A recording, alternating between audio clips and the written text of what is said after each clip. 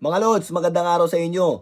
So may mga nagtatanong pala, if ever daw ba na nakapaglaro si Kai Sotto, makakatulong daw ba doon sa Gilas Pilipinas against doon sa Brazil? Obvious answer, yes.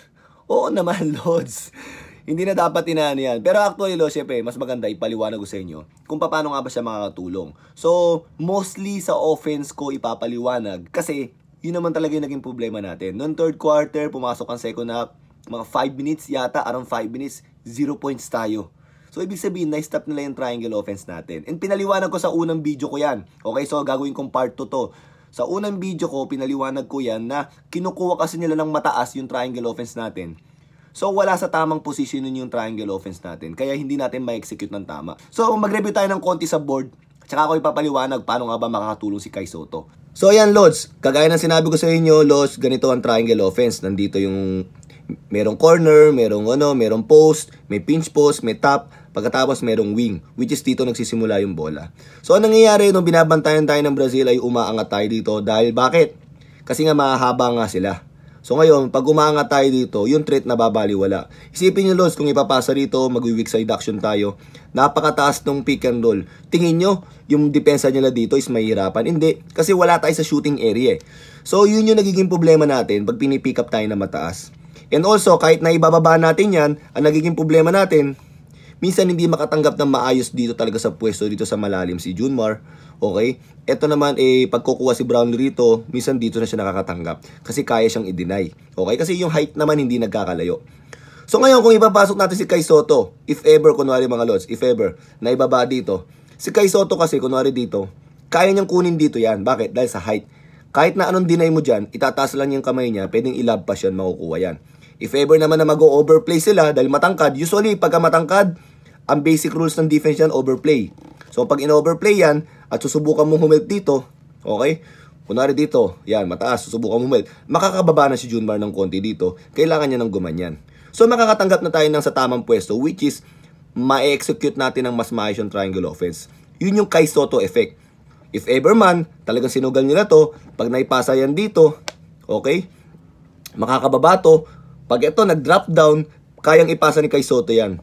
So, hindi nagmamadaling tira yung gagawin nila Dwight Ramos kasi nag-drop down talaga to eh. Hindi kagaya ng half drop down lang yung mga kalaban. Nagmamadaling tira yung gagawin nila Dwight Ramos. Nahirapan tayo. Alam niyo naman si Dwight Ramos, pag nalibre ng ganyan, malamang sa shoot din. So, yun yung Kai Sotto effect na pwedeng mangyari dahil dun sa height niya at marunong siyang gumamit ng height niya. So dito pa lang yan, Lods. Usually naman ipupwesto siya dito or dito eh. Kung sakali naman dito, Lods, again, hindi siya pwedeng i-overplay kung si Kai Sotto yan.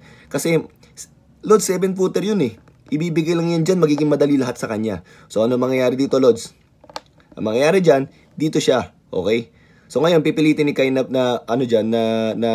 ibabayan dyan. Kung sakaling sabihin nyo, mas malakas yun eh. Di sige, lakasan mo, biglang i-spin move lang siya dyan, mapupunta siya dyan. So babalik lang siya ulit dito. So makukuha pa rin natin sa tamang pwesto. Ano nga ba kahalagaan pag nasa tamang pwesto? Sige, Lods, kunwari, mataas yung pwesto. Okay, mataas yung pwesto nakuha. So mangyayari, mag-a-adjust lahat yan. So ngayon, pag ito, umandar to for triangle offense, yan, ito ang triangle offense, gaganyan yan.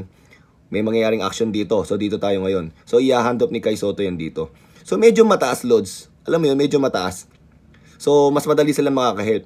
Pero kung dito magsisimula yan, tapos tsaka siya magkakaroon ng hand off dito, okay, medyo malalim. Metric ngayon si Kai Sotto. So, yung help niya, mas matindi yung mga help nila dito. So, pwedeng may malibre dito, pwedeng ito malibre. Again, positioning is very important. Again, bakit nangyayari yan? Because of Kai Sotto effect. Mas matangkad siya compare sa mga ibang mga big mans natin. Sila Oftana, magagaling yan. Sila Carl Tamayo, which is bilib na bilib ako dyan sa UP pa lang. Pero yung height kasi talaga ni Kai Sotto mag-iiba. So, dahil doon, Lods, makakapwesto tayo ng maayos. So, ito pa yung isang effect na pwede mangyari, Lods, ha. Mataas, diba? Mataas dyan, mataas. So, ngayon, Lods, kung ang gagawin ni Kai Sotto, pipilitin niyang bumaba rito at in-overplay siya, pwedeng ipasa ng lab pass pa rin yan eh. Dahil nga, matangkad si Kai, capable tayo. So, what will happen?